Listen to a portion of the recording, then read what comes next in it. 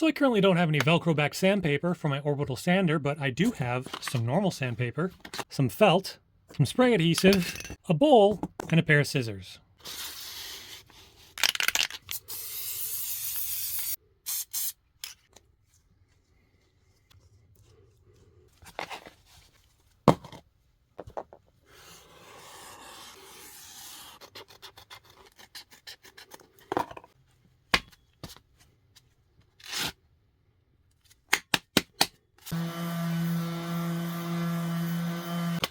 Now don't worry about all the excess. I can use that to make sanding pads for this guy.